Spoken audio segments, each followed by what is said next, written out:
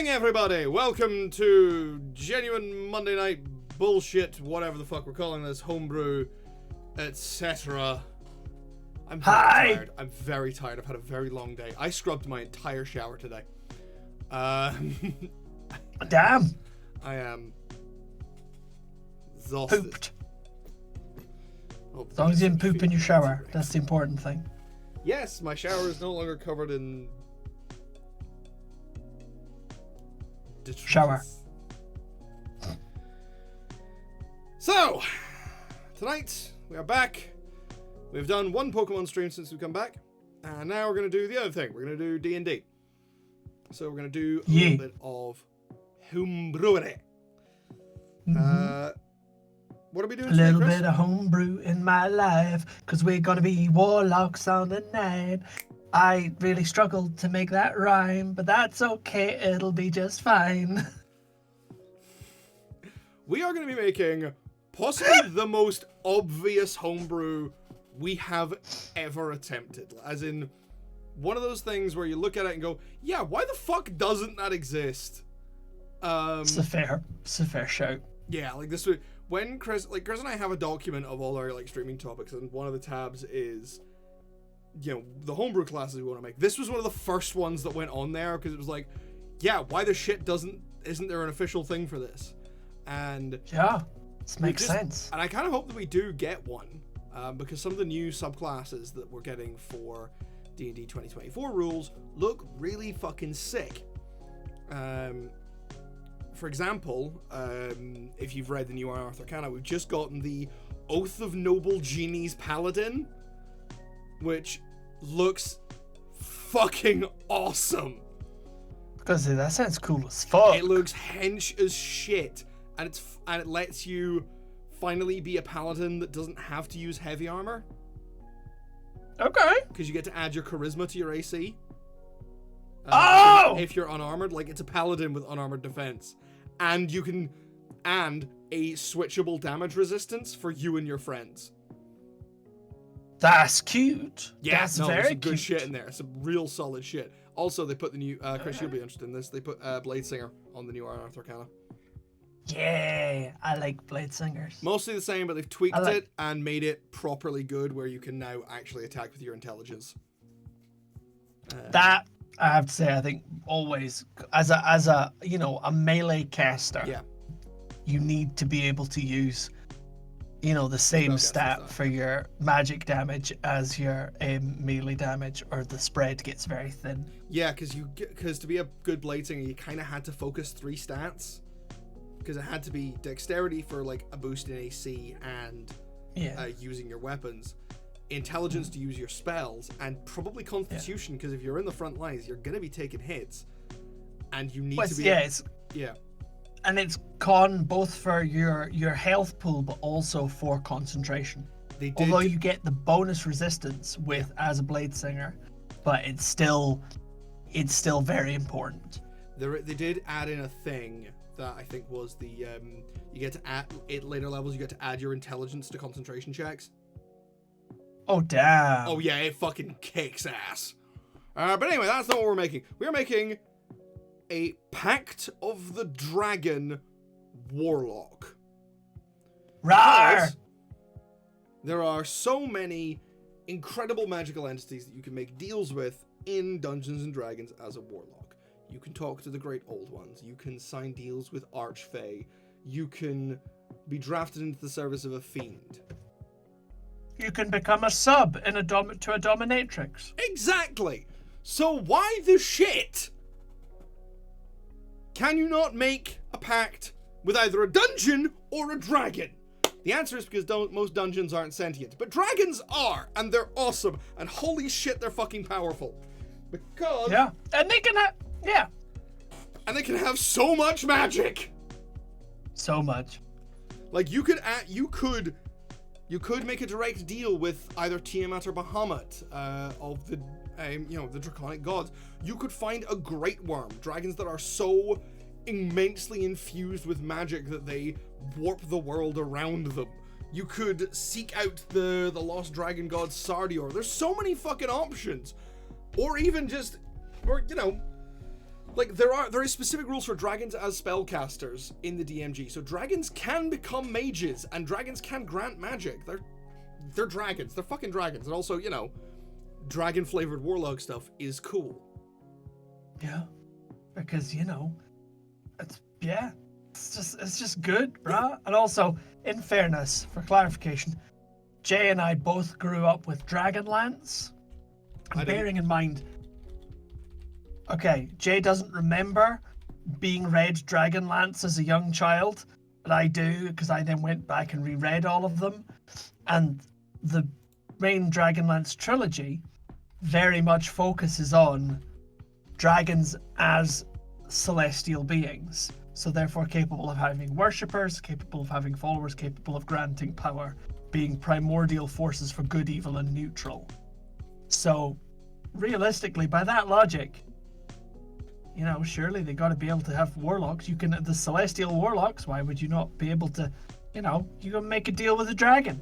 That's the thing is, we have a bunch of dragon subclasses already. There's, of course, the draconic sorcerer, the classic. But in Fizban's Treasury of Dragons, you get 2 more. You get one for monks and you get one for rangers. And hey, monks and rangers do need all the help they can get, but, you know, warlock! Dragons and warlocks, you know? Yeah. All right. Absolutely. Why not be the ultimate sugar baby and assign yourself as a warlock of an ancient red dragon who hoards great wealth? Yeah. Like because actually so it's not a sugar baby potential deal in that instance, Jay. It's not a sugar baby contract. That's a bounty hunter contract. You have to go and get more wealth for the red dragon. I mean, that's the thing, is like you have it. There's an immediate instant hook for any player who is struggling for like roleplay stuff for this, because they can go, okay, your pact is that you have to go out and seek out things to bring back to the dragon's hoard, and with each different kind of dragon having a different kind of hoard, so much variety right there, because not all of them hoard wealth. Like I fucking love silver dragons who basically hoard friends. It's great. It's genuinely great. That's so wholesome. It's great. What do white dragons hoard? Let me check. I was so ready for you to say racism. I mean, to be fair, I was going to say cocaine. Because we're wholesome. White dragons are evil, though. They're also, I think, the weakest of the evil dragons. I think they're the weakest of dragons. Depending on whether or not because they're so small. Yeah. There's black dragons. Yeah, black dragons hoard magic items of crumbled empires. Blue dragons specifically collect gems. Green dragons. Favorite trick creatures are sentient creatures that it bends to its will. Green dragons hoard whores. Green dragons hoard politicians. Oh! Including far worse.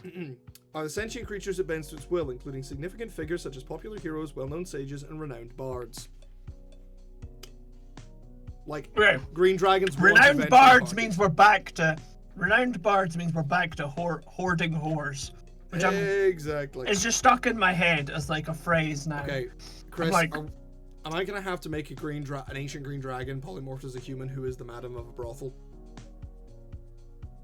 That would be sick as fuck. That's fucking great. Oh, that is.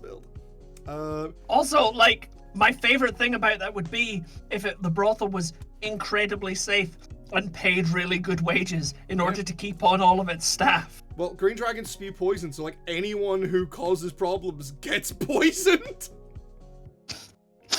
Cause problems? Get gonorrhea, bitch. Treasure in under the ice. Face. White dragons love the cold sparkle of ice and favor treasure with similar qualities, particularly diamonds. However, in their remote Arctic climes, they have the biggest paragraph on their treasure, by the way. The treasure hoards of white dragons more often contain walrus and mammoth tusk ivory, whalebone sculptures, figureheads from ships, furs, and magic items seized from overly bold adventurers. Basically white shit, yeah. And then they freeze it. That's cool. It's like, I'm going to steal shit and then I'm going to make it shiny. White dragons are notoriously difficult to bribe, since any offers of treasure are seen as an insult to their ability to simply slay the creature making the offer and seize the treasure on their own.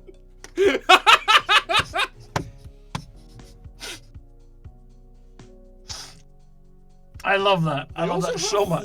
They also have flawless memories. Hey! A white dragon's flawless memory means that it knows how it came to possess every coin, gem, and magic item in its hoard, and it associates each item with a specific victory. Nice. That's so lovely! And it freezes all of its treasure. That's great. I'm really cool. So here for this. I'm actually gonna keep that. I'm gonna keep that on hand because I'm gonna need that for more dragon reference. I got fizz bands over there. Anyway, so Pact of the Dragon Warlock. Now,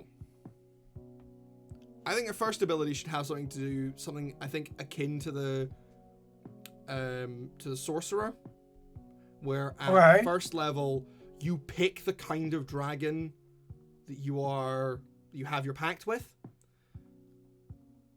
And it gives you an associated thing. Okay, but we need to make some distinctions. Oh no, we do need to make some distinctions, but I think that's a good place to land, and also it informs the backstory and roleplay writing, because sensibly, this warlock picks its subclass at level 1. I know, right? Doesn't it make so much sense? Oh my god, it's still so stupid. But while we sort of mull over that, I have one suggestion for a first level spell that they should have. Go on. Chromatic Orb. I'll give you that. That's a pretty solid one. Yeah. Yeah. That makes sense. Although you can align yourself with a metallic dragon, although there is no spell called Metallic Orb. There's just hucking a ball bearing at someone's head. Yeah, but it's a really hot one. You just punt a fucking metal sphere at some guy's head. That's how you get your right, I'm gonna get my D&D wiki up so I can check spells. That's fair. Actually, I should get my spell book up. I've got all the warlocks up. But I didn't get my spell book up because I'm very silly. Other spell they should probably have first level, just because it covers all bases. Absorb elements. Yeah. You know what? That's very fair. That is very fair. Absorb elements, and that's and that kind of fits for realistically any type of dragon. Yeah, it's not a great spell for warlocks, because it's a reaction spell, and warlocks don't really have the spell slots to burn, but it still works.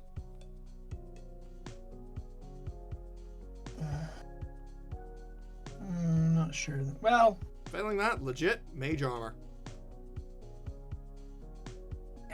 Again. Well, think about it. Mage armor to sort of embody the scales and great defenses of any great dragon. Yeah, but I think I'd rather do something like Armor of Agathis. Well, that's specifically ice, though. Yeah, I know, which is the problem. Spell. Yeah. Obviously, yeah, we're supposed to get two spells. Like Chromatic Orb, I think is a slam dunk. Yeah, I think Chromatic Orb is absolutely a slam dunk. I'm just gonna look at other types. So, Fae get Fairy Fire and Sleet. Cured Wounds and Guiding Bolt for the Celestial. I think Cause Crater Destroy Water and Thunder Wave for the Fathomless. The Fiend gets Burning Hands and Command. There's a definite vibe of like one big damage and one like chill. Maybe, I think maybe Cause Fear then. Hey, because Dragon Fear is a very like well documented thing. Oh, absolutely. All dragons. Yeah, Fear would be a good shout. It's Cause Fear. False Fear, yeah. Which is less than like Fear, but it's you still. Is that a Fizzbands spell? No, it's not. Cause Fear, I think, is base. Unfortunately, Warlocks do all. It's not coming up in. I was gonna say it's not coming up on my. It's from Xanathar's. Spellbook. Oh, it's from Xanathar's. Yeah. Okay. Yeah, you pick. Fair enough. Pick one person, scare the shit out of them. I mean, that works. Although I was just looking through the different types of Warlock. Probably the closest to the one that we've got is the Genie Warlock. Yes. I've never looked into before. The Genie Warlock's kind of cool. Like, you get a mini wish, and you get you get four distinct flavors. 4 distinct flavors. That's the thing. Is that works for genies because there are only 4 kinds, not quite so much for dragons because there's. Well, this is part of the thing with the dragons. This is one thing I'm going to say is that I think we should probably, because I think we probably ought to limit, like narrow it down to like, in terms of flavor of dragon. But equally well, it depends what abilities we give them. So for instance, if our level 1 ability were to be, say, a breath weapon, most obvious one, then, that works with pick a dragon, any dragon. Yeah. Because you'll just get a breath weapon based on the dragon that you pick. The damage type matches the dragon that you pay. Yeah. But beyond breath weapons, things get a little more complicated. I think I have an idea. Okay. So the Unearthed Arcana Giant Soul Sorcerer? Whom I love. Exactly. So how depending on what kind of giant you side with, you got different spells. Yes. Now, this is the thing I think all Warlocks need. I think all Warlocks need things that give them extra castings of spells. Yes, which is what the invocations are for. That's what a number of invocations are for. And, some of those are great. Some of them are not. Like, jump for free is kind of sucky. But I'm thinking... Some people love to jump. Oh, my love, jump in! Sorry. All right, Mario. So I'm thinking maybe what we do is we get the list of dragons, and depending on what kind of dragon you have aligned yourself with, you get a free casting of. You got once a day casting of free casting of a spell. Okay, I'm here for that. Again, yes, as you say, not dissimilar from the Giant Soul Sorcerer. Giant Soul Sorcerer. Yeah. Which is an unearthed unearthed arcana, which works on the basis of depending what type of giant you are descended from, you get different abilities and you get different spells, and that goes for your sixth level and. Well, no, not really with your 4th level. So you get cool shit, and then you get more cool shit. Yeah. I don't necessarily know if we should follow that all the way up, but well, yeah. I think if we do, we have to do breath weapon because every dragon subclass does breath weapon. Kinda, yeah. Like the monk does it, the Drake Warden does it, and the Draconic Sorcerer does it. Like it's. Yeah, you kind of have to. So I think if we do breath weapon, and then we do. I think we've then got 2 other options.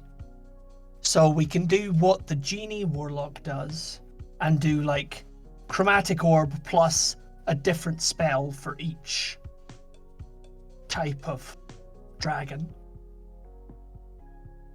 Is an option. Because that's what the Genie Warlock does. You get, a spell, one spell everybody gets, and then otherwise, depending what type of djinn you're following, decides your spell. And then the other thing would be a more advanced ability at later level that is dragon type dependent. But everything else will just be like generic. And that is how we're going to fill 2 hours. We've never had trouble filling 2 hours with these things. That is also true. Yeah, because that's one of the worries I do have is that we have a lot of kinds of dragon. Well, do you wanna roughly count up how many types of dragon we've got so that we know how fucked we are? Well, I actually already have a fix for it without needing to do that. Oh. Simple. With the metallic I think we can keep the metallic and the chromatic dragons and just sort of bunch them together by damage type. That was kind of where I was gonna go. Yeah. That unfortunately falls apart when it comes to gem dragons, but you know, most of them do. Because they're all psychic. Or radiant, I think, is their main things. Yeah. Fair. Well, to be fair, there's no other types of dragons that do psychic or radiant, so you basically just have a dragon for every damage type. You know, whatever the weather. Yeah, I mean, so what we can actually do, what we can probably do then is, starting at first level, pick a damage type associated with your dragon patron, and depending on that damage type, you gain. Do we give them resistance to that damage type? I think that actually what might be, I think a resistance is very handy for a warlock. Because warlocks are, despite having the same hit dice as some of the kind of more squishy characters, they do often spend a lot of times in the thick of it. Yes. Again, depending how you play your warlock, but yeah, a lot of them tend to get very involved. Yeah, and it also means that this can lend itself quite well to blade locks. Yeah. So. Okay, so we want to do. Well, then, shall we save the breath weapon for later? Yeah, let's save it for later and make it big. Yes. So we'll Fuck yes. So let's open then level 1 with a damage resistance related to your type of dragon. And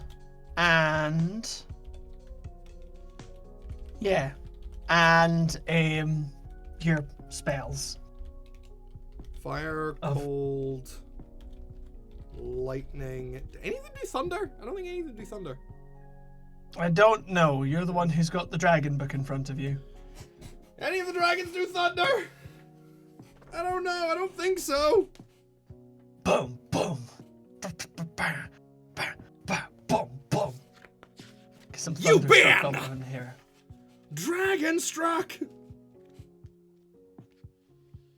Oh.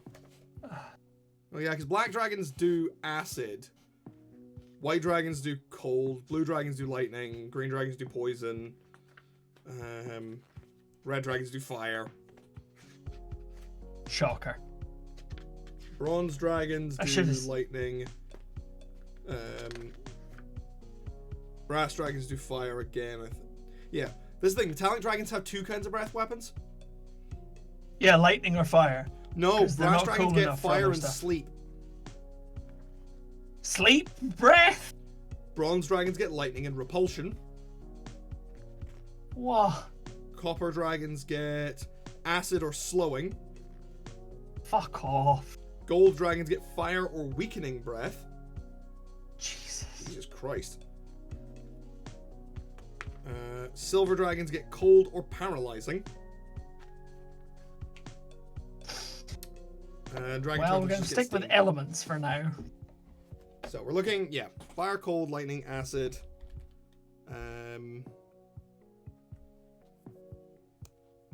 Fire, cold, lightning, and acid. And poison. And poison. And there we go. 5 and psychic and radiant. 7 to choose from. 7. Yeah, because gem dragons are either psychic or radiant. Moonstone dragons 211. Just gonna double check.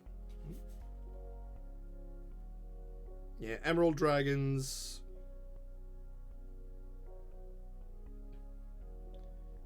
You got a disorienting breath. I don't give a shit. I don't want to know what a fucking eye drake is. It's like I, Claudius, but it's I, Drake! Oh. Yeah, I think some of them do force damage as well. 8 types.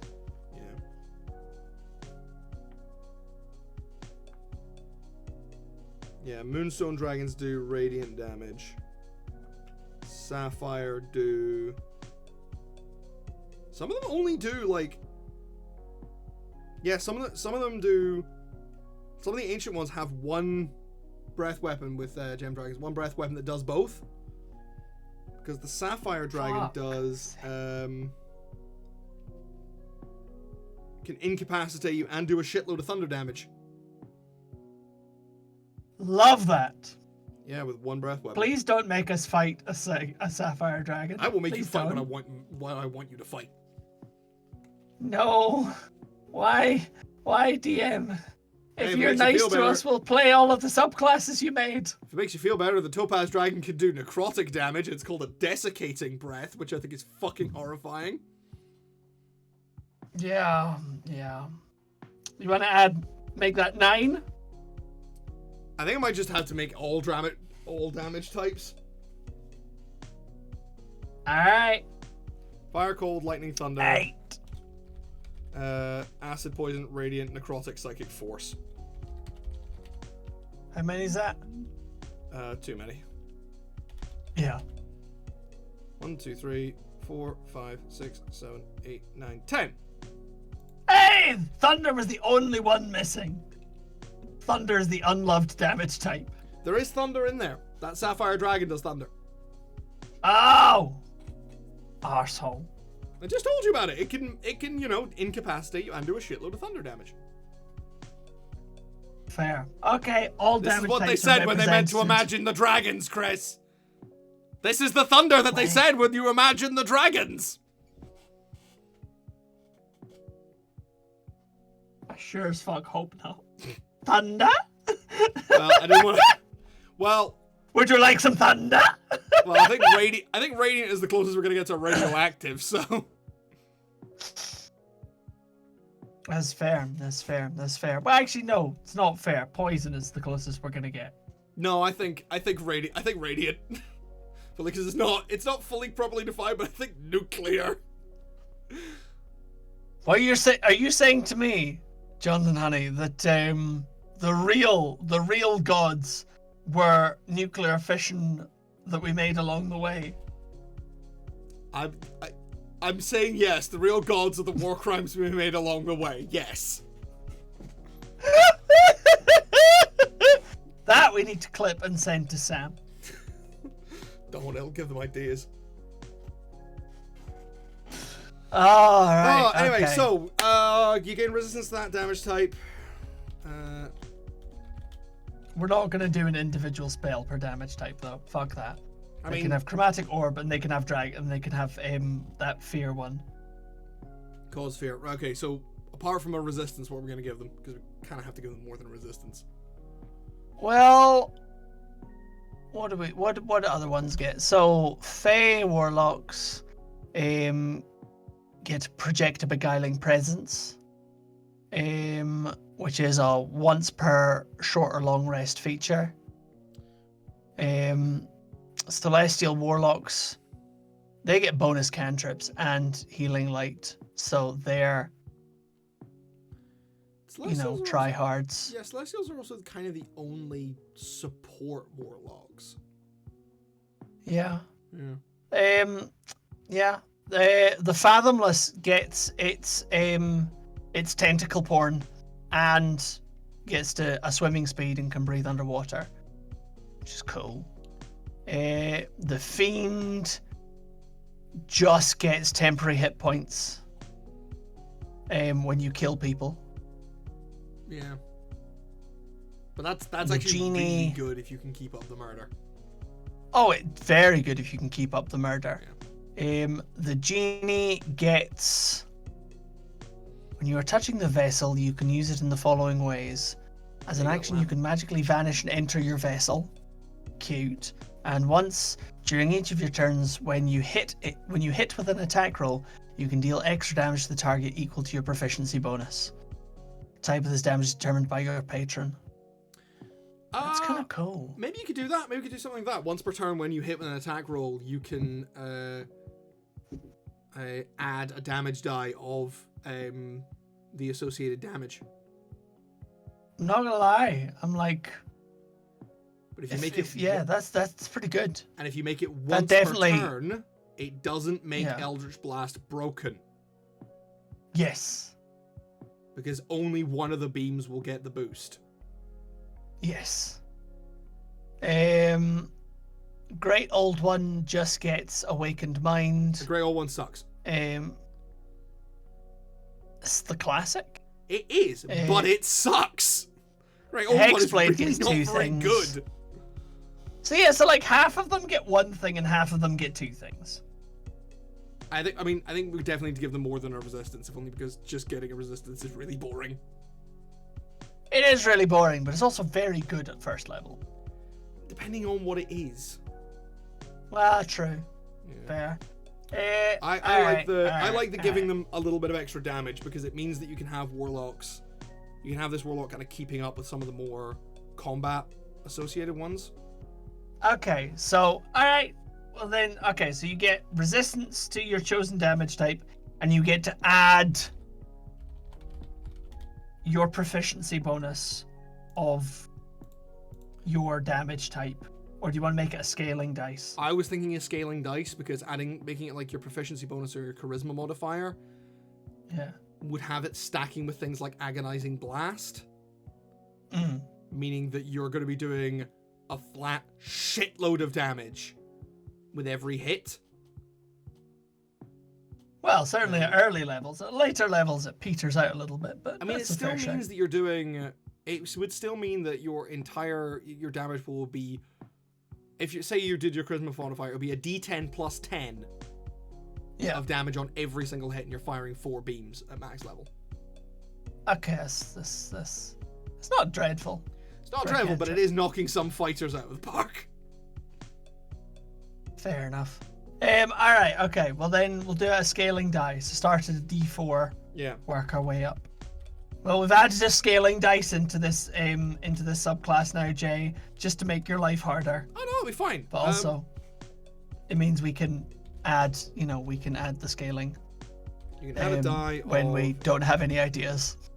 Associated damage type to 1 attack. Hang on, sorry. Additionally, once per turn, when you hit with an attack roll, you have to die of the associated damage type. Initially, this is 1d4, but increase. Jeez, my spelling's so off today. When you to a D6 at 6th level, a D8 at 10th level, finish at a D10 at 14th level. Talk slower. A D6 at 6th level, a D8 at 10th level, and a D10 at 14th level, alongside when we get fancy powers and shit. Yeah. Yeah. Okay. Yeah, I like that. I'm gonna call it Draconic Infusion. Because you're being infused with draconicness. Yeah. Alright. Second level spells. Oh yeah. Put the phone away. Just looking at the Fey Warlock and my favourite Fey Warlock ability. The text is a little more specific on the wiki, and I'm like, God damn it. Yeah. One of my for those watching, one of my favourite things about the Fey Warlock is that depending where you read the thing, sometimes the definition of when you cease being invisible is super vague. So I did one game where I stayed invisible for like just about a whole session, and broke everybody else out of prison because they got captured and I didn't. Yeah. It's a good time. I've got a gimme for this because the spell Dragon's Breath is 2nd level. Is it? Yep. God damn. All right. And it's really, really good if you have a free familiar like you do with the with Pact of the Chain, especially if you get one of the ones that can turn invisible. Oh, I like that. Because Dragon's Breath is you do not give yourself a breath weapon, you give someone you touch a breath weapon. Oh, that's excellent. And I am a big Pact of the Chain stan. Yeah, I love Pact of the Chain. Like, the one thing I do wish that we could do, but we probably can't do, was I would like to homebrew an invocation. Fair. This is the things I want to homebrew I want to homebrew invocations for every single Warlock subclass, because I feel that, like, Warlock subclasses need more customization because Warlocks are so customizable. Yeah, I have a few views on Warlocks. One, there should be more subclass specific invocations because some of the ones that were done in like Unearthed Arcana were really cool, like giving you special weapons depending on what pact you had, if you were a Pact of the Blade, or like I think expanding the range of familiars. And also Eldritch Blast should be a class feature and your first ability in every Warlock subclass should be reflavoring your Eldritch Blast and then the relevant ability. I think it would be great, and also it means that, you know, Eldritch Blast is the Warlock's thing that can't just be picked out by any other class, which is even more true now, I think. Yeah. Yeah, because everyone can get Magic Initiate as part of their background. Yeah. Warlock's kind of fucked. Pretty grim. Pretty grim. What should be the second spell? I'm gonna make a case for Alter Self. Okay. So not the worst concept. No, it's not. And it's also another one that you have with you don't have as a Warlock naturally, so I like adding those in. That's also fair. And it's a good concentration spell that gives you your own weapons, and you can change your appearance. You can do, and like it basically gives you a more practical version of, like a more directly practical version than Disguise Self, which is already an amazing spell. Yeah. And I feel it is very thematic. Yeah, I'll give you that. That's not a terrible thought. Nope. I, on the other hand, sorry, I just saw that there's a. Okay, no, never mind. I would like to make my case for pyrotechnics. Okay, the fireworks spell. Yep. I mean, it's cool. It is cool. And it's utility as opposed to attack. Okay, I have got a couple more things to add for that one. Let's see, pyrotechnics. Sure. Area of flame you can see within a 5-foot cube within range. You can see there's fire in that area and create either fireworks or smoke. So yeah. So you can blind people or obscure their vision. Yes. I have two better examples. I have two better things. Okay. Because they are literally named after dragons. Alright, what you got? Nistel's Magic Aura. I was looking at that. Or Nalthair's Mischief. Okay. Nathair's Mischief. I don't know why it was read that as Nalthair. Because they are both... You fill a 20-foot cube you can see within range with Fey and Draconic magic. Well, roll on the Mischievous Surge table to determine the magical effect produced. Yep. Either you can have the smell of apple pie filling the air. Each creature must make a wisdom save or become charmed. Bouquets of flowers appear all around, and each creature must succeed in a dex save or be blinded. Each creature in the cube must succeed on a wisdom save or begin giggling. Drops of molasses hover in the cube, making it difficult terrain. Those two are second level spells, and they are non-element specific, as opposed to the other second level dragon spell, which is Rhymes Binding Ice, which admittedly is a really good spell. Like, Rhymes Binding Ice is really fucking good. Yeah. Well, given that Nether's Mischief is from Fizban's Tomb of Dragons. Yep. And is specifically dragons, I think we do that in Dragon Breath. Okay. Also because I kind of want to just have your dragon warlock just be like, and apple pie, bitch! It's like, to be fair, with the amount of shits food, and giggles. There's at least 2 different food rolls on that table, so we should maybe have given that to the cookery part. Now that you say it, I feel that. Yep. We live and we learn.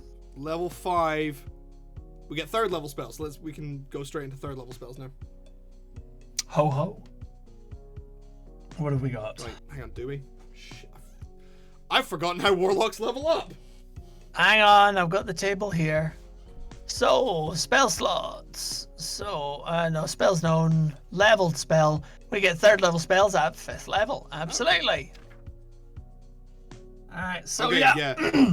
What do we get? Warlocks level up exactly the same as everyone else in terms of their spell levels. It's just they hit 5th level when they reach level 9 and just stay there for 11 levels. Yeah. Life is hard. Yeah. Yeah. So yeah, 3rd level spells that we can put in. What can we do that's dragonish? There's got to be a better out. There's got to be an adjective for that.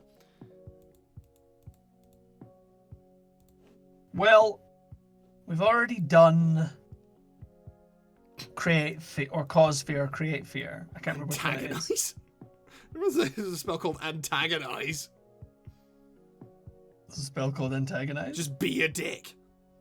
Yeah. You whisper fly. magical words that antagonize one creature of your choice within range. Target must make a wisdom saving throw. On a failed save, they take 4d4 psychic damage and must immediately use its reaction to make a melee attack against another creature of your choice that you can see. If the target can't make this attack, blah blah blah blah, the target instead has disadvantage on the next attack it makes before the start of your next turn. That's funny.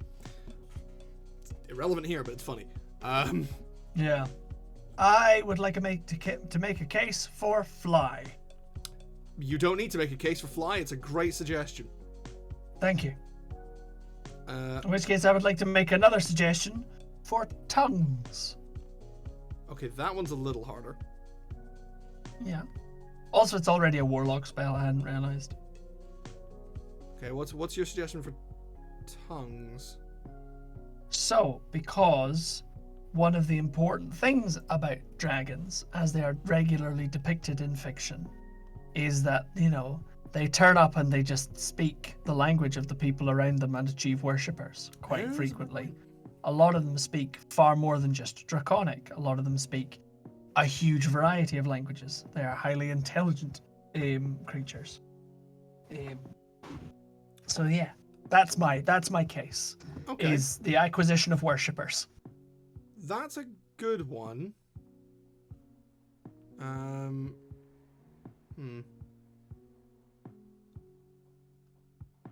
What else have we got?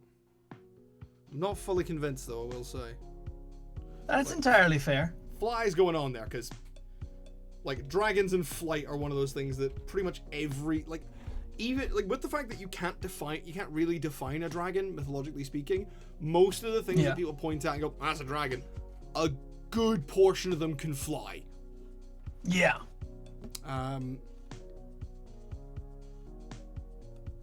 I'm thinking about a Chardalon Stride, because again, it's another dragon spell, but that's quite fire specific, so... Yeah. Elemental weapon? Elemental weapon! I did initially think about that. Yeah. But then, of course, I wasn't sure if we wanted to throw that onto a warlock who may or may not be a melee person, but it does give them an option for melee. Also, since it gives them an option for melee, it would stack with the ability we've given them. It would. The other thing I would like to say with elemental weapon, which is the thing that always kind of gives me, I need to quickly check a ruling.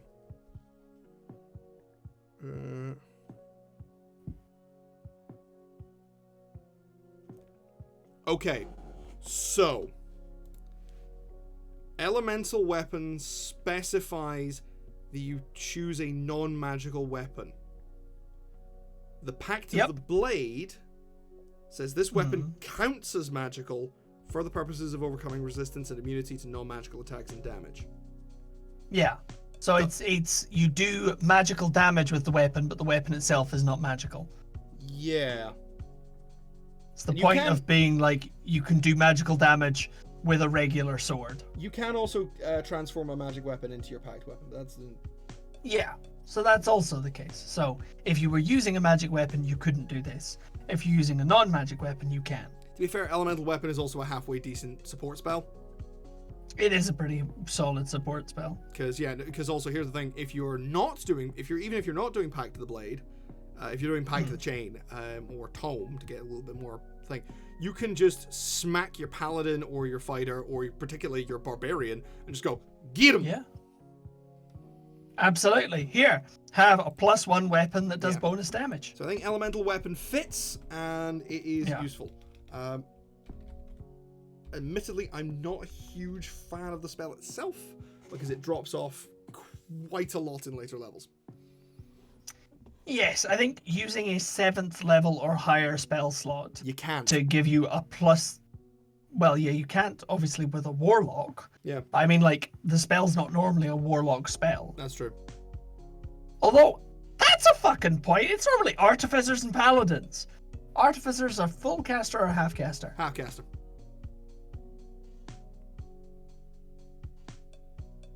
The only person who can use this at full level is druids. Because the other three that get it are artificers, paladins, and rangers. All of whom are half casters. I mean, I'm gonna just I need to check this quickly because did they have a 7th level thing? Because the only thing I could think of where they would have, because this is a player's handbook. Because what I can see here, and this is a 3rd level spell, is it's got, if you use a spell of 5th or 6th level, the bonus to attack rolls increases to +2, and the extra damage becomes 2d4. Yep.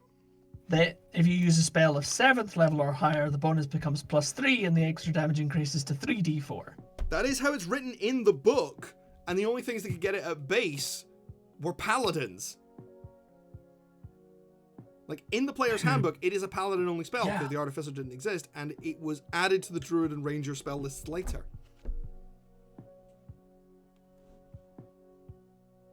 So that was pretty much designed for bards to nick. With magical secrets. Apparently so! That's what that's designed for. Despite the fact that every single bard is going to pick something else. Even swords bards. Like, damn. Because at the level you're getting your initial magical secrets, unless you're a lore bard, you have so many better options than elemental weapon. Yeah. Oh well, that's, yeah. Alright, we need our second ability. So let's stick on our warlock. Yeah. Yeah. Oh, crunch. So I've had a good idea for the 14th level ability. Okay. We're not doing Dragon Breath at the 14th level. No. We're not doing Dragon Breath at the 14th level.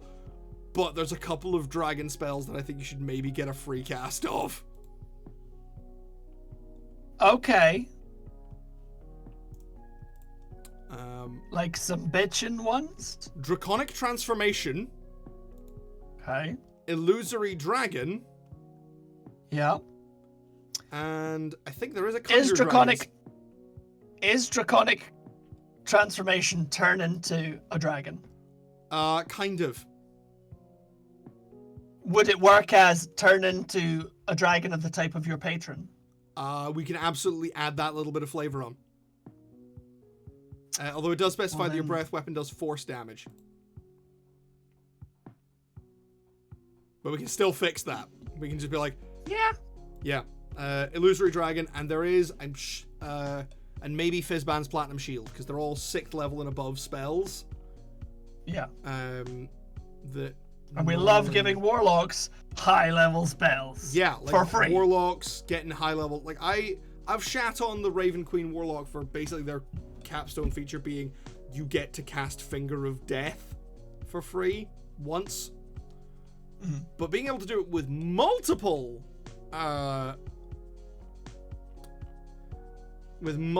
Summon Draconic Spirit is the last one I was thinking of, which is a 5th level spell. I mean, we're just gonna need to give that to them. Yeah, that's gonna be one of the 5th level spells. So let's put that in now.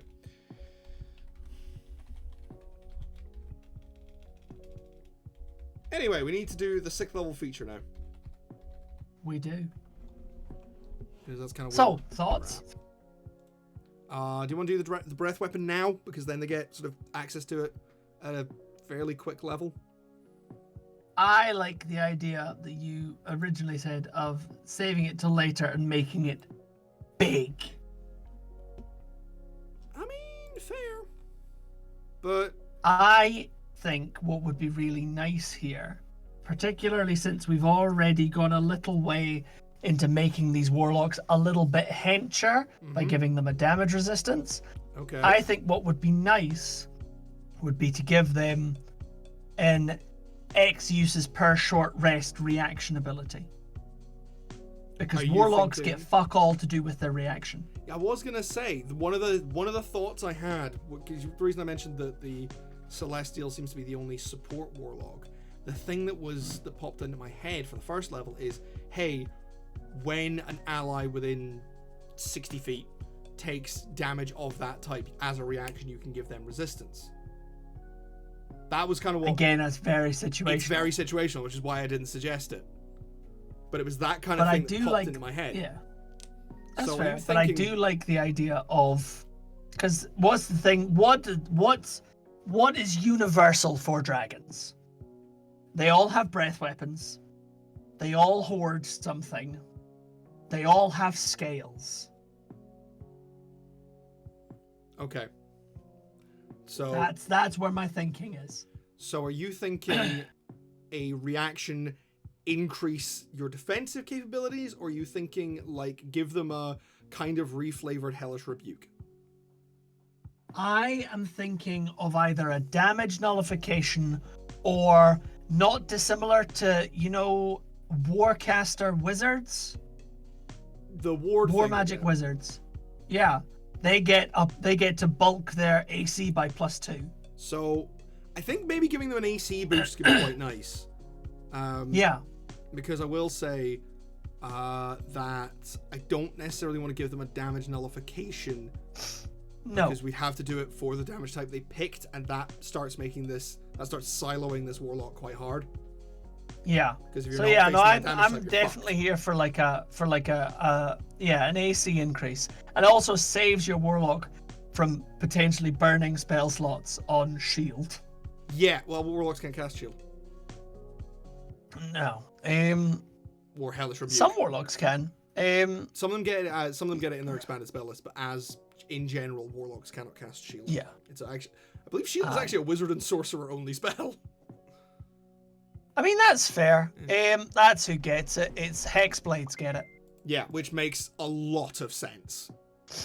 It does, but it also means that your Hexblade realistically burns their 2 spell slots in the melee blocking attacks. Admittedly, Hexblades do have a way to make up for that, being they have the increase in their damage and being able to attack with charisma, so they balance that fairly well. Yeah, but it does. Yeah, I think it means that a Hexblade is unlikely to use a lot of their spells because the spells are going to get burned real early. Yeah, you're either using shield at early levels. One of those slots is going on Shadow Blade at a later level, and it's like there are some things you burn resources real fast. You burn resources real fast, even compared to warlocks. Warlocks go through their fucking resources. They have 6 spell slots maximum, not including the the Mystic Arcanum, which admittedly is a feature I hate. What's Mystic Arcanum again? Mystic Arcanum is how Warlocks cast higher level spells. You get to the level where you would normally unlock that spell slot. You pick one spell, and you get one cast of it a day. That's pish. It's pish. Admittedly, some of the higher level Warlock spells are great, but yeah. Also, I don't believe they're affected by the 20th level ability. Oh, here we go. Yeah, Mystic Arcanum. At 11th level, your patron bestows you a magical secret called an Arcanum. Choose one 6th level spell from the Warlock spells list as this Arcanum. Cast your Arcanum spell once without expending a spell slot. So it's basically it's an invocation, but you get to pick any 6th level spell slot. Except it's not, because you only get to do it once per long rest. As opposed to once per short rest. As opposed to once per short rest, like every other Warlock slot, and it's not affected by the 20th level ability, where you can take a minute and get all your spell slots back. True. At higher levels, you gain more Warlock spells of your choice. 1 7th level at 13th, 1 8th level at 15th, and 1 9th level at 17th. You regain all use of Mystic Arcanum when you finish a long rest. It's not the worst thing in the world. It's not the worst, but it really... when other spellcasters are doing so much more, it feels like Warlocks do actually kind of drop off fairly hard. That's fair. They're real good at early levels, and they're a really good 1 to 3 level dip. Yeah. But beyond that, fair. Okay, so that being the case, then 6th level, we're both in favor then of reaction defense, reaction AC boost to help save spending spell slots on shit. I think we can do like an AC boost with a thing. Well, I suppose. I think I was gonna say an AC boost. Yeah. With like a lower powered Hellish Rebuke of your damage type. Of your damage type. That's not bad. And it kind of goes with things like the Fey Warlock, who gets like invisibility and a teleportation. Yeah, because a lot of the 6th level Warlock abilities are actually quite powerful. Yeah. Radiant gets resistance to radiant damage. Cast a spell that deals radiant or fire damage. You add charisma. Yeah, no, that's fair. So yeah, they're all kind of like mixes. Yeah, and I was gonna say, and the Fathomless just straight up gets 2 abilities. What's the Fathomless get? Because I've always been kind of interested in the Soggy Warlock, but yes, I too have always been interested in the Soggy Warlock, but like the single tentacle friend always seemed a bit gimmicky and weird. I mean, I thought it would be really funny, just be like Eldritch Blast tentacle. Just fucking whipping people about. Why not? I thought it would be really funny. And as we both know, field manipulation's really powerful in D&D.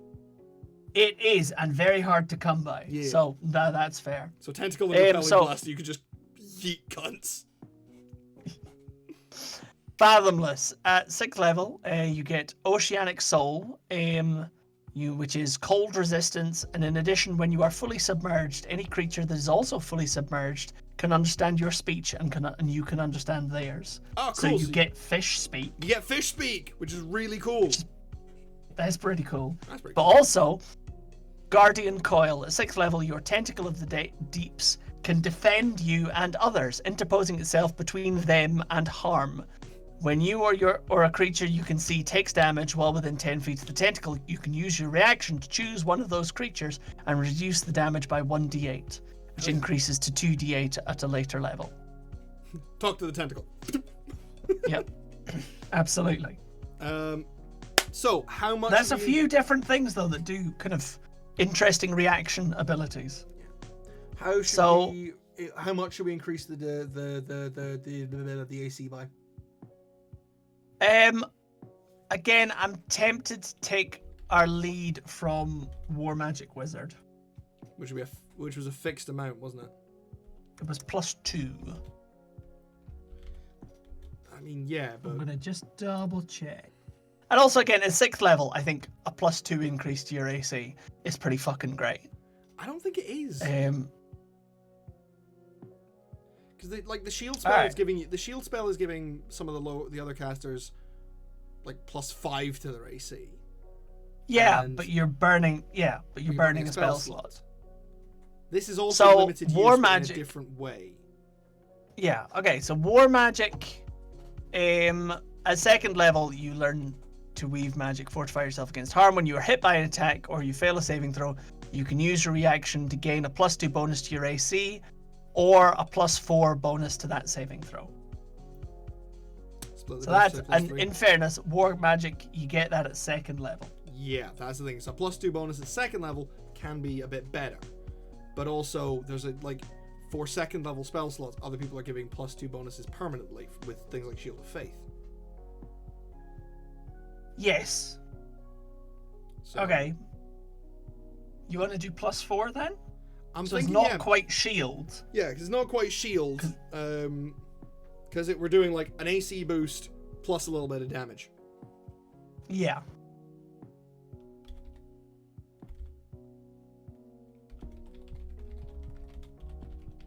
And it gives you the option of being on the front lines for a little bit and then running away. Also means that you can defend against, like if we do the zap them with a little bit of extra damage, it also means you can deal with ranged threats as well. True. Because I've said it, when you're hit with an attack, not when you're hit with a melee attack. Absolutely, when you are hit with an attack. Also, if you do cause the attack to miss,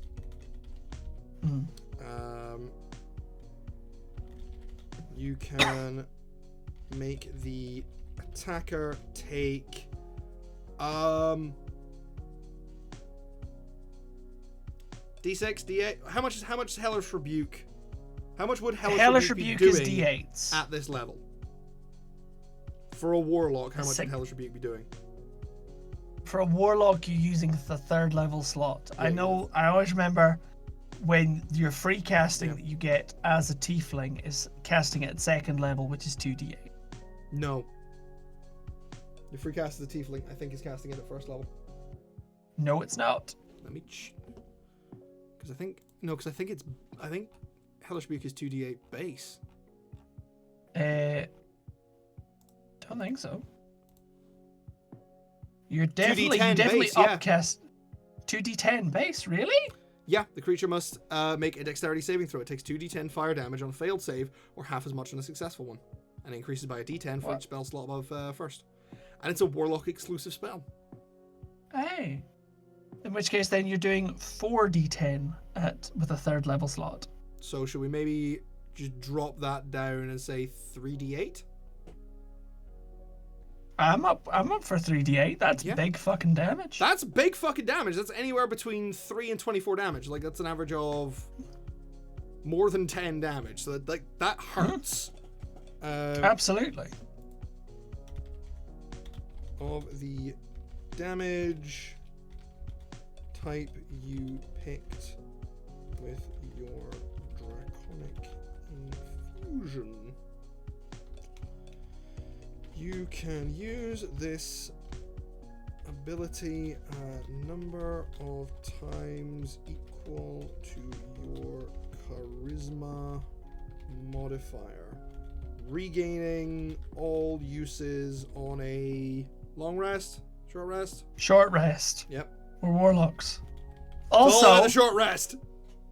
Also, because as a proud member of our family, I have a chronic need to be right about everything. The free cast you get as a Tiefling is a 2nd level casting of Hellish Rebuke. My apologies.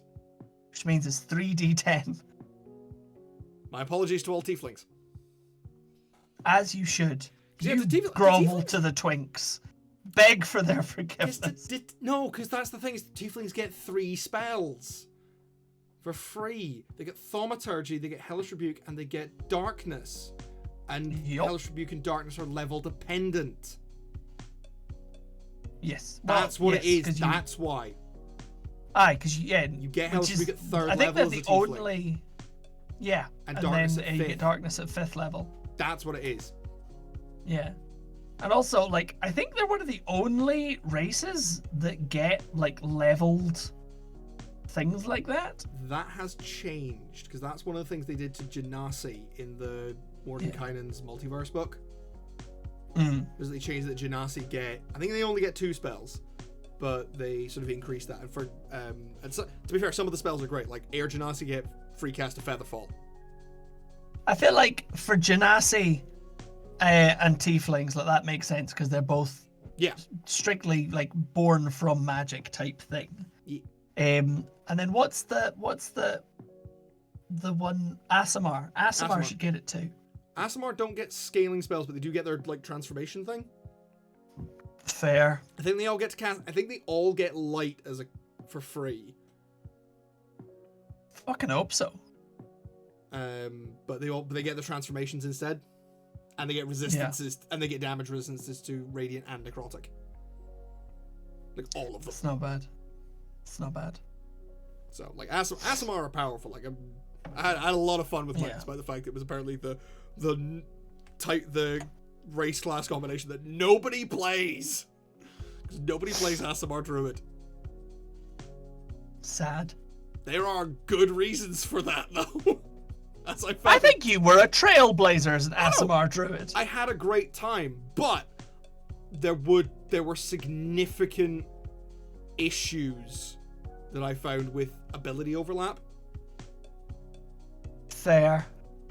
Like this Circle of the Moon would work best because you could transform Aasimar as an action and then Wild Shape as a bonus action. Whereas with the star forms that I did, thematically works great, but I had to do like actions on subsequent turns. Yes, no, that's fair. So it ramps up a little slow. Although the Healing Hands was very handy. Yeah. Came in quite clutch.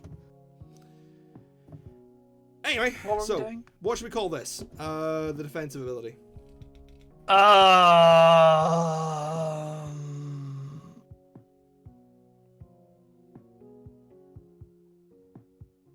Give them a hiding. I was gonna call it Scales and Fury, but okay. I know. I'm watching an anime called Arifureta, which I didn't think I was necessarily going to enjoy because I was like, but we'll see how it goes. It's supposed to be like the edgiest of boys is the edgiest of boys, and actually what it turns out is he's kind of trying to be really edgy, but also he has a heart of pure fucking gold, but is surrounded by such phenomenal fuckwits that he really can't be bothered with. Like, one of the things I've just finished season 1, and one of the things I will give it is, as soon as our main hero Hajime discovered that there was a slave ring, he blew all of them the fuck up in an afternoon. Yay! Murdered all slavers in an afternoon. She was just like default reaction. Why would I not murder everyone that trades in slavery? Remember, folks, dead. There are some people in this world that it is entirely moral to set on fire, and those are slavers and Nazis. Pretty much, because they would do it to you. But also, back to our surrounded by fuckwits. There is an episode where he fights a dragon, and of course they're not doing much damage to the dragon because the dragon's got super strong scales. So he goes, where a dragon's not armored? Its arsehole, and he rams a spike in the dragon's arsehole. The fact that they also did that in The Legend of Vox Machina worries me. Did, in The Legend of Vox Machina, the dragon get off on it? No.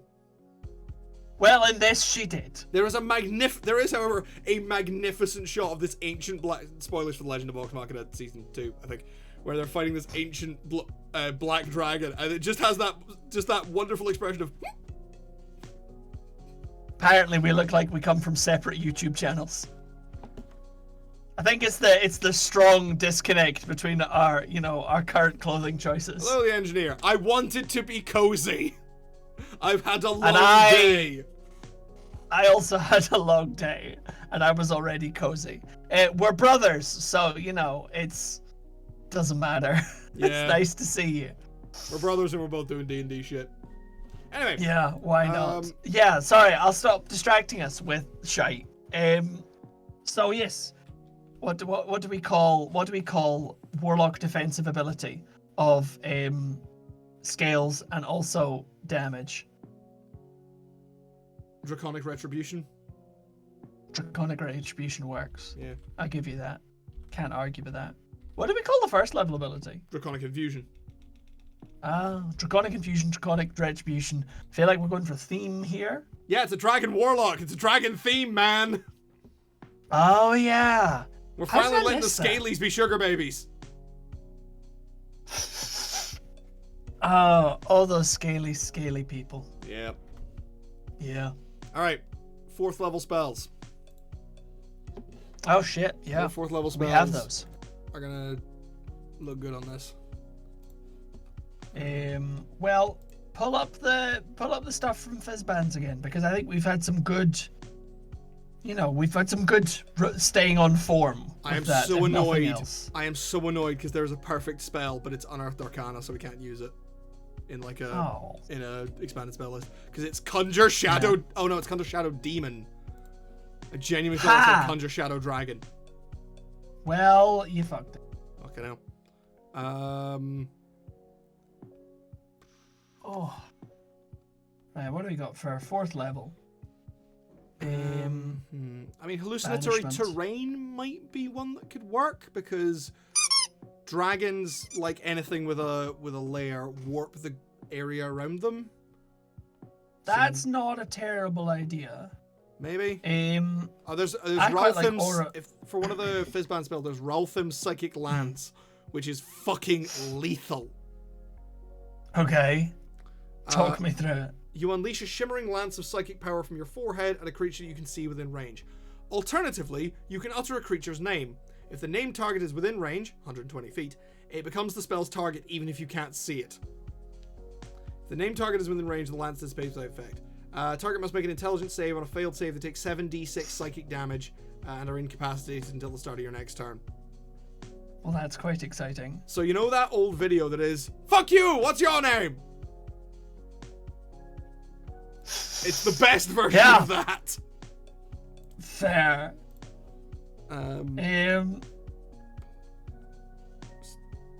Summon Aberration, summon Concept. I also quite like Elemental Bane. Elemental Bane. Because it's specifically... Where's that? There it is. You pick somebody, you pick a damage type, and they lose any resistance to it. That's phenomenal. Yeah. Oh my god, that's so perfect. Minute. That's so perfect for this. Yeah. That's going in. Fuck yeah, that's going in. Like, Warlocks already get that, but fuck yeah, they're getting that. Oh no, hang on. No. Okay, no, we can't give that. Why? Because of the stupid fucking way the Warlock expanded spell list works. Okay. The Warlock expanded spell list doesn't actually... It doesn't automatically add the spells to the ones you know. Does it? No, it does not. I thought it did! It doesn't! That's just the way I've run it. Because I think the way it... What? Because I think the way it is at base is stupid. Okay, I need to look this up, because I didn't play a Warlock in your campaign. Archfey. The Archfey lets you choose from an expanded list of spells when you learn a Warlock spell. The following spells are added to the Warlock spell list for you. Oh! Fiend. The following spells are added to the Warlock spell list for you. Rude! It's shit. Fucking rude!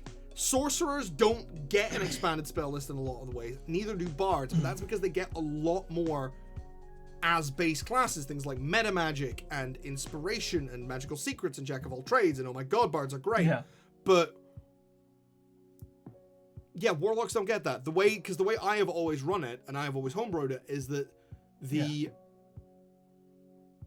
pact of whatever pact the warlock is in, they just get that. Which unfortunately means we also need to change the first level spell. Because Cause Fear is already on the warlock spell list. Fuck.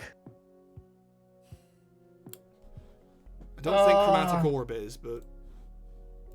I don't think so. I will say, for 4th level, we can pick Polymorph. That's a good one. Yeah, Chromatic Orb is fine, Cause Fear is not. Yeah, no, the way that the Warlock spell list works is deeply stupid, and I hate it, and it sucks, and it smells.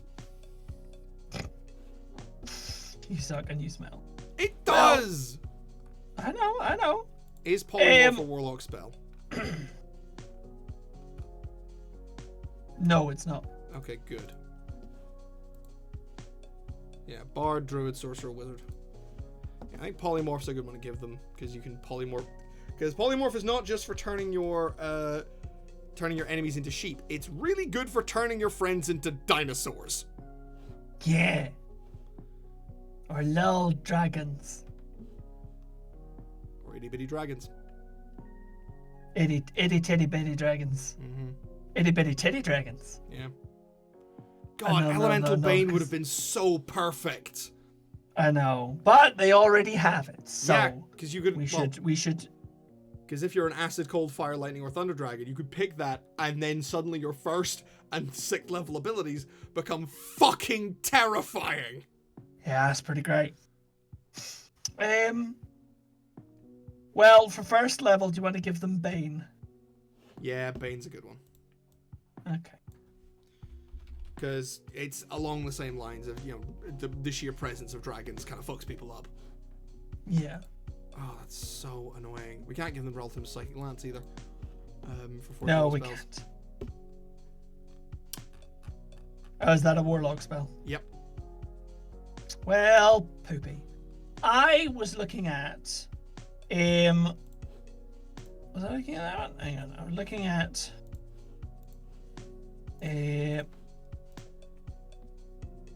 Nope. Ignore me. I thought I was looking at a thing, but I wasn't.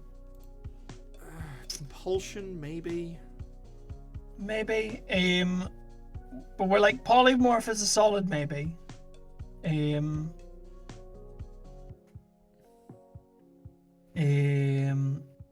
I kind of like Ottiluke's Resilient Sphere. Again, for the imprisoning of a large creature. Yeah. A solid maybe. A solid maybe, and it's a very good defensive spell because we're kind of making this a slightly tankier Warlock. Mordenkainen's Private Sanctum, basically give yourself a lair. That's not bad for dragons. Yeah. The only other one I could think would maybe be Stone Skin, but Stone Skin's a bit pish. Yeah, Stone Skin is a bit pish. Yeah. It's like... Especially for a 4th level spell.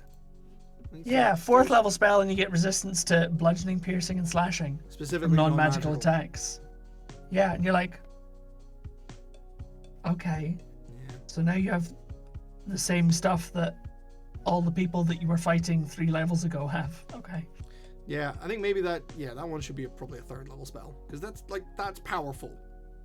Yeah, a 3rd level, it's good. Yeah, for a 5th level character, that becomes where everything's suddenly having extra attack because you've got extra attack. That's pretty good. Yeah. Yeah. Charm Monster's already a Warlock spell. Summon Elemental. Is Summon Elemental? No. Elementals and dragons aren't really related. No. Yeah. Mordenkainen's Private Sanctum you'd mentioned, wasn't it? Yeah, I did. Really good. I think this would actually be a really good spell for a Warlock because you make an area. It's a 10-minute cast and it lasts for 24 hours. Make an area within range magically secure. The area is a cube that can be as small as 5 feet to as large as 100 feet on each side. Spell lasts the duration unless you use an action to dismiss it. Because here's the thing. And you get to rest in it immediately. That's the thing, is you can basically slot cheat this. Yeah. Yeah.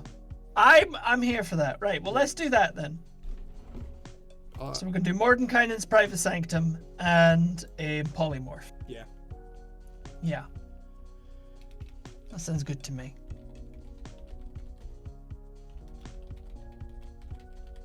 I really do not like the way that the Warlock expanded spell lists work. It's really, really dumb. Like, you're restricting how often they can cast anyway. Why the fuck are you restricting how many things, like, what things they can cast? Because reasons. Yeah. I know it's because the invocations are meant to make up for it, but they kind of, like, a lot of them kind of don't. Yeah. Especially when you need to do, like, bigger spells. Like,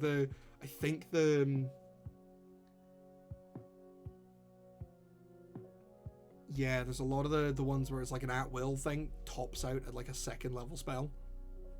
Yeah. And the ones that are just like, you can cast this spell once with a Warlock spell slot. Are like, that's not helpful. Bad. They are bad. Yeah.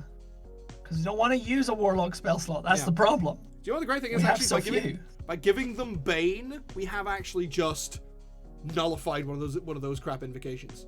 Because one of the ones you can take at the start is called Thief of 5 Faiths, I believe. Which lets you cast Bane once with a Warlock spell slot.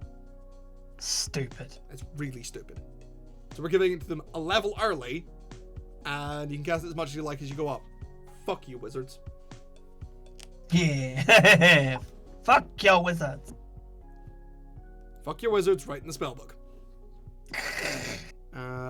Fuck your stupid wizards. I've a horse outside. If you're looking for a ride, Mr. Wizard. Right. I have a horse outside. Now, 5th level spells, because that's the next thing you get. Is Summon Draconic Spirit a Warlock spell? I don't think it is. That is okay. Let's have a look. Druid, Sorcerer, and Wizard. Okay, so we can still have Summon Draconic Spirit. Yes! Which does kick a certain amount of ass. You've got the Draconic Spirit spell slot, stat block, which gives you, at this point, you're summoning something that has a 19 AC, 60 hit points, fly speed, damage resistances, depending on what you pick, condition immunities, senses, you get an extra resistance when you summon it. It has multi-attack, and a breath weapon. Yeah, that sounds pretty good.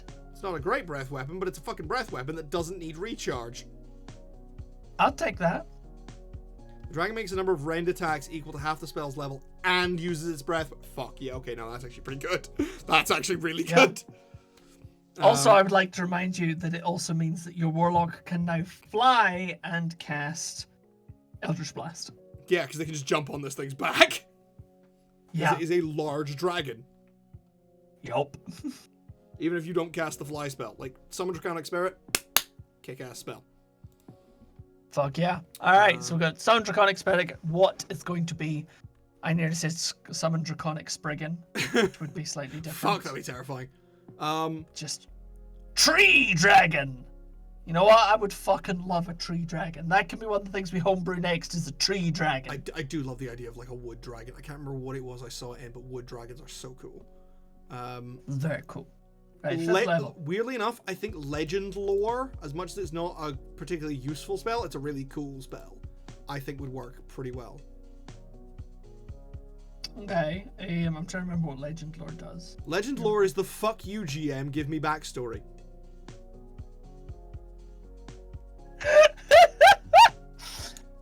Name or describe person, place, or object the spell brings to your mind a brief summary of the significant lore about the thing you named. The lore might consist of current tales, forgotten stories. This is, I didn't bother getting good investigation, I just got a spell that does it for me. Well, here's the thing, is it doesn't have to be a person, place, or object you've heard of. Oh, that's excellent. It is the fuck you DM make-up backstory. You understand? I'm definitely getting this for Samson. Oh, I can't. It's not a paladin spell. Bard, cleric, and wizard. Like, here's the thing, because with dragons being so hell-bent on their own hordes, and a lot of those hordes contain magic items, legend lore fits the flavor perfectly. I do want to look at other things, though, that are maybe more useful. Fair. Legend lore is really cool.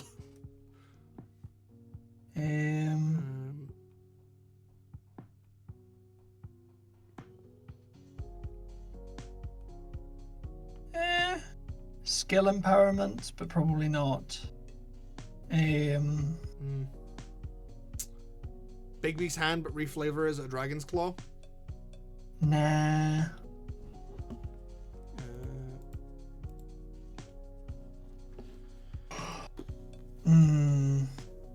Again, I think when we're getting to this level, a lot of stuff is very kind of like we're picking a specific way of doing things. That's the thing. Like, I think... Like you get more specialized the higher level your spells get. Yeah. Like, hold monster. Maybe, but that feels at odds with the idea of you are a warlock of a dragon. Yeah. Also, let me just check. Yep, warlocks already get it. Could do creation. No. I don't think creation would work. Because it was a little more of a Hail Mary. I mean, I think the problem here, Jay, is not finding another spell. It's that we found the 2 perfect spells straight away, and now we're looking at other shit pointlessly. Well, yeah, I mean, I do want to check. Okay. We have summoned Draconic Spirit, which is of course perfect. Yes. Yeah, I think Legend Lore. I think it's gonna have to be Legend Lore. I think that was a really good shout with Legend Lore.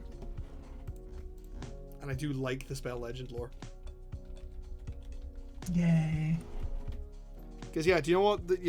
I think the best way of like, not to be like, hey, we should make warlocks more powerful, but I think the warlock expanded spell list should be like this. Like, hey, you can cast one of these spells. You can cast one of these 2 spells once a day without a spell slot.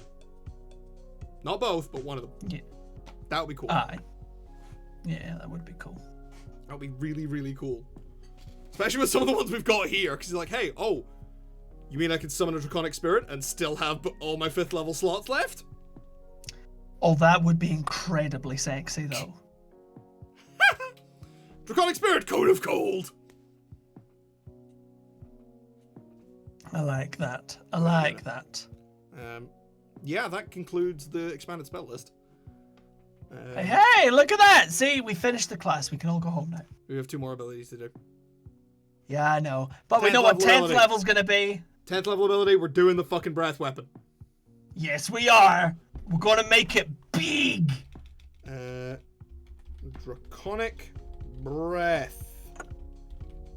Beginning at 10th level, as an action, you can exhale. How the fuck is it worded? I want to do it slightly differently. Okay. Because we're warlocks, and because every breath weapon works exactly the same. It's always a 30-foot cone of X, Y, Z damage. Yeah, it's either a 30-foot cone or a slightly longer line. Yeah. But not for breath weapons. Some of them, actually, yeah. Really? Yeah. Even the Dragonborn ones. Damn, I thought all the Dragonborn ones were cones. No, some of them are lines depending on the damage type, because I think the lightning ones are lines. As are maybe the acid ones, I think, as well. Okay. Some of the dragons have them in lines as well. And they're usually, like, rather than big wide cone, it's really fucking long line. That's fair. I like the idea of, instead of a cone, because it's a warlock, and supposed to be a little bit tricksy and devious, I feel like that's the essence of warlocks, is there's always a little bit of them that's a little bit tricksy and devious. That instead what you do is you pick a number of targets you can see, and they just are struck by. You summon the wrath of the dragon. Yeah. Like, fire being the most obvious. You pick 6 targets you can see in range. All have to make the save or they are immolated. Okay. I kind of like that. Yeah. You can call upon the breath weapon of your draconic patron. Yeah. Sorry,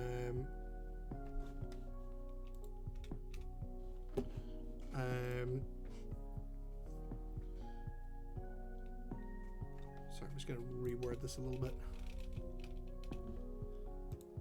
As an action, you can designate a number of targets you can see within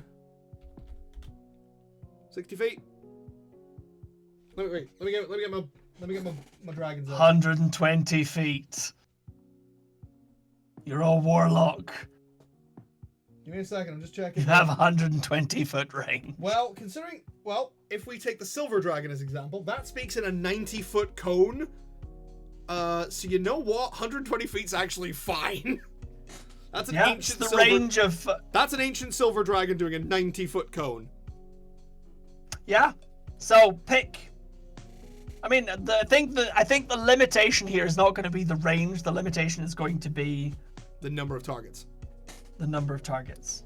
You can see within 120 feet, equal to your charisma modifier. Yeah. That way it scales. Although at this point it's probably going to be a +5 anyway. At this point it's going to be a +5. But you can still point at 5 people and go, fuck you. Which means this should be a once per long rest ability. Because this is really powerful. Fair. Yes, it is. And I like that. I think that's the way to do it. That's the way to do Dragon Breath with a twist. Yeah, each of those creatures must make a dexterity saving throw. Because all of these breath weapons are fucking dex saves, apart from the ones that do like effects. Yeah. Okay, some of them are con saves. But most of these dexterity saves. Yeah. Must make a dexterity saving throw. Or take... Now, because this is going to be a once per long rest ability, I would like this to be a shitload of damage. Yes. So for instance, again, what's the breath weapon on a silver dragon do? On an ancient silver dragon, the cold breath weapon does 15d8. It's maybe a bit high. That's a bit high. But 10d8? 10d8 or maybe even 10d10. You want to do 10d10 at 10th level? 10, 10, 10? Maybe. Do it. Alright. 10d10 of the damage type specified in your draconic infusion. Once you use this ability, you cannot use it again until you complete a long rest. Like that's gotta be a long rest. Yeah, that's fair. And a dexterity saving throw against your spell DC. Yeah. Save DC. Because you basically just get to point at 5 people and go, fuck you. Half as much on a successful save. Yeah. On a failed save, they take half as much damage on a successful saving throw. Whoop! Yeah, the way I'm envisioning this is you have your warlock fighting on this battlefield, and your opponents are coming towards you, and you throw up your arms and like a spectral version of your patron appears, just this gigantic fucking great maw, just and launches out these bolts of death. I almost like picture like it's almost like the ghost of the breath. Yeah. Flies out across the field, and then some people just catch element. Or possibly the ground suddenly becomes this gaping maw of dragon and just vision of dragon. Yeah, it's there's a lot of cool shit to that. Okay, final ability. I think this should be the free casts of a 6th, 7th, and 8th level spell. Being Fizzban's Platinum Shield. Fizzban, of course, being another name for Bahamut. Yep. Illusory Dragon and Draconic Transformation. Works for me. One of each. Because Fizzban's Platinum Shield is really fucking good. You create a field of silvery light that surrounds a creature of your choice within range. You can choose yourself. The field sheds dim light out to 5 feet. While surrounded by the field, the creature gains the following benefits. Half cover. Resistance to acid, cold, lightning, and poison damage. Damn. And the evasion trait. Motherfucker! Which is the one, for anyone who hasn't played a monk or a rogue, whenever you make a dex save to take damage, when you succeed, you take half damage. Sorry, when you fail, you take only half damage. When you succeed, you take no damage. And as a bonus action, you can move it to another creature within 60 feet. Damn. It's very excellent. Really good. Illusory Dragon. By gathering threads of shadow material from the Shadowfell, you create a huge shadowy dragon in an unoccupied space that you can see within range. The illusion lasts for the spell's duration and occupies space as if it were a creature. When the illusion appears, any of your enemies that can see it must make a wisdom saving throw or be frightened of it for 1 minute. If a creature ends its saving throw in a location where it can't see it, or doesn't have line of sight, it can repeat the saving throw. As a bonus action on your turn, you can move the illusion up to 60 feet. At any point during its movement, you can use it to exhale. You can cause it to exhale a blast of energy in a 60-foot cone originating from its space. Choose the damage type. Breath weapon 7d6. Your illusion dragon does real damage. Oh yeah, this is an 8th level spell. It better do fucking damage. The illusion is tangible. I mean, fair. Yeah, the illusion is tangible because of the shadow stuff used to create it, but attacks miss it automatically. It succeeds on all saving throws and is immune to all damaging conditions. A creature can use an action to examine the dragon, can determine that it is an illusion by succeeding on an intelligence investigation check against your spell save DC. If a creature discerns the illusion for what it is, the creature can see through it and has advantage on saving throws against its breath. I mean, that's pretty great. It's a wizard-only spell. Alright, so one free cast per long rest. The other one, Draconic Transformation, which is the 7th level. Yeah. You get Blind Sight, you get a breath weapon, and you get wings. Fuck yeah.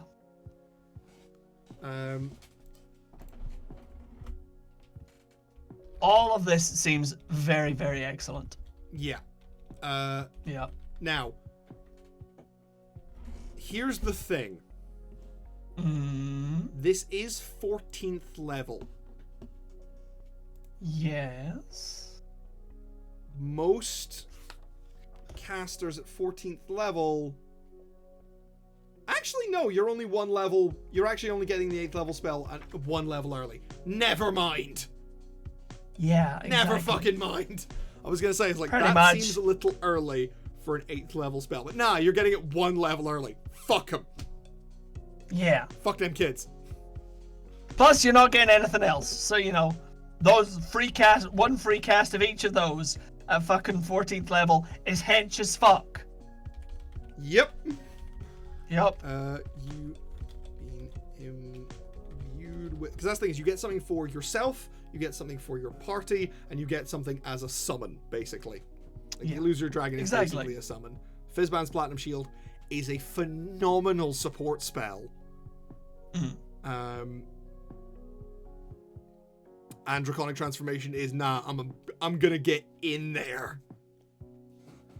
The thing is... Yeah, it automatically gives you a shit ton of range, regardless of what role you've spec'd your Warlock into. Yeah, like no matter what kind of Warlock you are doing, you have... Like, if you're a Blade Lock, using Draconic Transformation means you can get right up in things. You can be casting your breath weapon and attacking. You have flight to fuck around with. You've got a lot there. If you're Pact of the Chain, then all of a sudden you have your familiar, you have your other thing that you've summoned, and you have your illusion. Yeah, you have fucking draconic spirit, 3 summons. Yeah, like you are just like, I have raised an army. Fear me. Exactly. And it's beautiful. Yeah. Plus being able to defend all members of your army and then join them as the 4th dragon. You can be the 4th beetle. But dragons. Yeah. A number. You can imbue with to release a number of draconic spells. Aye. And if you're tome, then you're tome. You know, you just want to be doing mad shit. Yeah, well, if you're tome, you're casting magic all the fucking time. Yeah, so you're just delighted to have 3 things that don't require a spell slot. Yeah, and you can just be like, Fizzbend's Latin Shield. I really like how they did. I really like how they did tome warlocks in Baldur's Gate 3, because instead of giving you just 3 extra cantrips, as you level up, they give you 3 specific free spells. Ooh.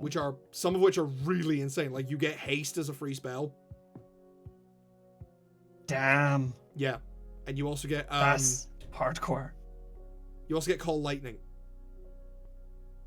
I mean, that's as a free spell, also which is really hardcore good as fuck. Yeah. Damn. Yeah, and haste is better in Baldur's Gate 3 because it just gives you an extra action rather than you can only do these things. Yeah, so that's fair. Extra action is fucking terrifying. It's very excellent. Yep. Alright, so what 14th level ability is called Draconic Rule? Oh yeah. You can cast each of the following spells once per long rest. Long rest without expending. I'm gonna just boost this a little bit more. Without expending a spell slot or using material components. I mean, that's fair. Particularly because material components are nonsense. Well, 2 of them require 500 gold pieces in material components. Yeah. I'm like, nah, I'm good. I'm just gonna put in a little... Fizzband. I get that material components are kind of there to like balance. Yeah, but and also put in a lot of puns. Yeah, I know. Yeah. I kind of love the puns. Fizzband's Platinum Shield. Also, just as a general aside thing, I was really rooting for the Talisman Warlock. Yeah, it was a cool idea. It was a cool little support idea. Give you something a little bit extra to do with it. Yeah. And it's like, and just like they always have the ability to, just chuck in a little D4 when they fail a check, and you're like, that's pretty good. Yeah. Well, number of times equal to your proficiency bonus. But it restores on a long rest, which is silly. Yeah. I think that was sort of at the start of when they were kind of trying to remove short rests for a time. Yeah. Which is not great. And it's just like, I think one of the things is as well, like when you look at like Pact of the Tome and Pact of the Talisman both have the same kind of second ability, which is you get your thing back if you take a big rest. Yeah, if you do a ritual to return, if you lose the thing. Yeah, but then you look at Pact of the Blade and Pact of the Chain. Yeah. And they're like, well, you're never going to lose your thing. Why would you ever lose your thing? We just want to give you more things you can do with your thing. This is the thing, is for each of the pacts, this is one of the reasons why I want to do more Warlock invocations. Because each of the pacts kind of needs expanded upon to really stack up later. Yes. Some of them do they need more interesting advanced invocations. Yeah, like there are advanced invocations for some of them. Voice of the Chainmaster, letting your familiar attack and various other things. And cast spells for you, which is the really good one for Pact to the Chain. You can kind of already do that, because Find Familiar lets you do that anyway. You can cast spells that have a range of touch. Yeah, okay. Yes, and you can do that from the beginning already. Yeah. Cast spell, you can choose one of your normal forms, familiar, one following. Okay. Take the attack and you can forgo one of your own attacks. Yeah, so your familiar can attack at base. But there's some really cool ones. Like, yeah, and I can't remember what they are. But like the Book of Shadows, you can I think there's one later where you can sort of use it to communicate with people over long distances. That's a really cool thing. And of course the Pact of the Blade gets basically you can just do +1, +2, +3 weapons. Which should stay. Like that's a needed thing to let the Warlock scale, but the rest of them kind of don't have that, and they do need expanded upon. Yeah. Like I really liked. I looked at some of the old Warlock Unearthed Arcana, and there were some really, really cool ones where if you were a fiend, you could summon. I think it was called the Mace of Despater. Oh, I like that. And it was like you get a special mace that does things when you hit people. Or Phalok's got a bow. You could be a Warlock with a bow, which you can't normally do with packed weapons. It was a moon bow, I think it was called. I like that a lot. Yeah. That is, and again, it's. I feel like the reason why your general Wizards of the Coast would not appreciate that is that you would need to be. It's a lot of work.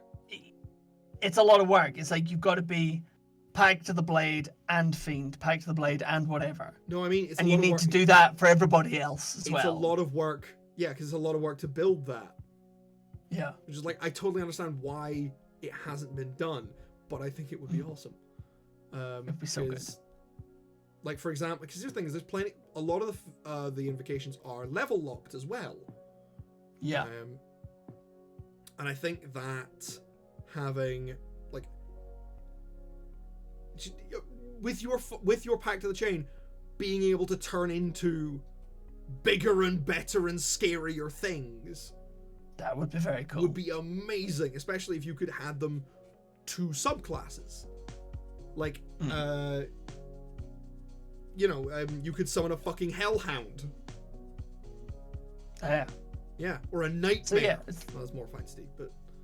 Yeah, I feel like... Fuck it. And I feel like this is probably things... Jay, I think we're just going to have to... create some magic items for Warlocks, such as allowing Pact of the Chain Warlocks to ensnare a new familiar like a fucking Pokemon. Such as allowing, Pact of the Blade to create, to take an capture a magic weapon and then make it even bigger and better and crazier. You can't see it from here, but my copy of Heliana's Guide to Monster Hunting is over there, and there is the Beast Tamer class in it. I'm also slightly annoyed because I've looked through it, and some of the classes because there's a couple of subclasses for everything in there. Yeah. One of them is a Warlock we absolutely should have done because it's such a cool idea, and it's like the Symbiote Warlock. That's pretty cool. I do like that as an idea. Yeah. And it makes perfect sense. Yeah, there's also the Biomancer Wizard, which is on our list. But I haven't read the actual stat block for it. I specifically did that now, so that I could go, okay, I want to do... See if ours is better. Yeah. Well, I just want to do our own. It's probably going to be a wizard that's a bit more focused on healing. Because I had a story concept a while ago where I was just, not so much a story concept, but like a world thing to add into any kind of magic, like high magic society, where it's like magical healing is really, really rare and extremely heavily controlled because it's unbelievably dangerous.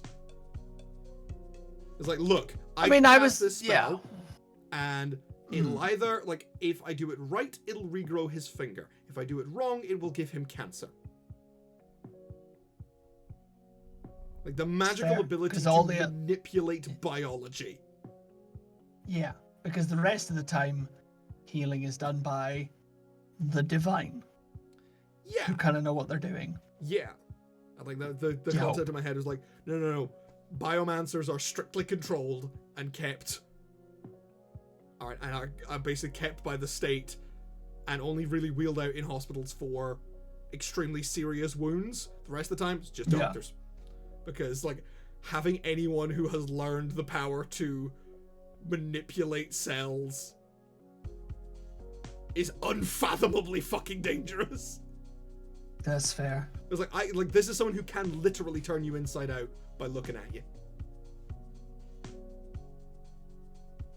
It's like, how did he kill him? Simple. He convinced all of his bone cells to massively replicate so that his skeleton just exploded out of him.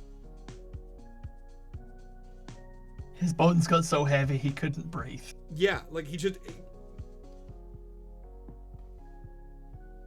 Right. I think that we're done. Rolling off on a tangent, and we finished our Warlock. But I think we should do a Warlock Invocations episode. We should. I think that would be fun. But anyway, we'll each come in with like X number of ideas that we want to do, and we'll try and rattle through them.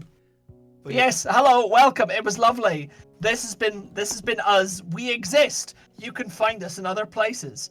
You can find him on at Jonathan David Honey on things. I've forgotten the whole spiel. You're on. You can find me on Twitter and Blue Sky mostly. You can find me on Twitter at JonathanHoney4.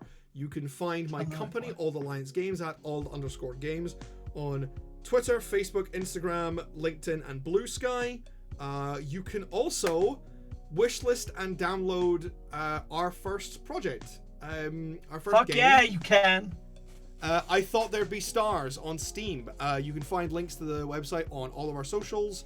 You can find links to the Steam page on all of our socials and on our website, oldalliancagames.com, where we have very recently just added a new tab to feature all of the podcast episodes we've been doing about the world, the lore, and sort of like behind the scenes stuff about the development of the game. Exactly. So if you like listening to him talk, you can listen to him talk more. Yeah. But with French people. It's great. It's French person at the moment. There's only one. French person. But yeah, you can they will acquire more French. I might require more French people. We'll see. But yeah, you can find me all over the internet doing game development. You can find all of our previous subclasses and all of our D&D homebrew content for free on my Patreon. That is Jonathan David Honey on Patreon. You can also find, and I should have publicized this before, the first chapter. Jordan, nice outside the door. Sorry, I have a puppy here. Yeah. The first chapter of my book is now available to be read on my Patreon at the £5 tier if you are wanting to support my writing and read stuff. I might make the first chapter free and the rest to be paid for later. But you should want to pay for it because it's great. He wrote it and I've edited it and it's very good. I am biased, but I think he's very talented. It's an urban fantasy novel shit, which is why you should set in Glasgow, buy his game and read his books. About gods being murdered. And it's really fun. And I've been working on it for a long time. But yeah, so you can find at the very least, if you don't want to spend money, at the very least just wishlist I Thought There'd Be Stars and play the demo because that's free and it really helps me out if every time someone wishlists. However, absolutely, I'm not the only one with shit going on. Oh yeah. You can find Chris on Instagram at ChrisHoneyActor. I swear he checks it. You can also find him at the Glasgow Comedy Festival, running with my new theatre company because we have theatre socials now. Exactly. So you can follow my theatre company at Short and Sweet Theatre on Instagram and Twitter, and I think we're on Blue Sky. I don't remember if we did Facebook. We probably did Facebook. You've done Facebook. We've done Facebook. We're also going to be on TikTok and shit. Like, yeah. My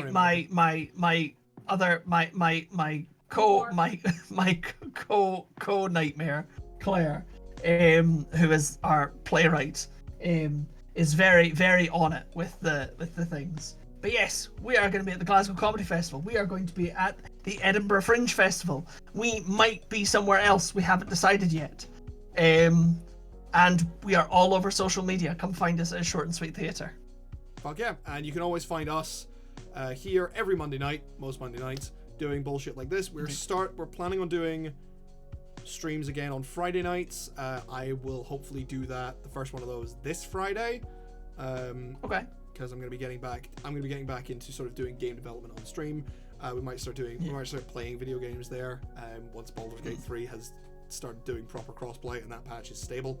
I'm very excited. Yes. I really want to play it. It's gonna be great. Yes, and I've played it twice. I still find things. Anyway, yeah, and you can find all of our previous streams at YouTube. On YouTube, we are The Brothers Honey, all one word. Yep. That's all of our stuff, and that is bang on time. Bye, everybody. Fuck yeah! Bye.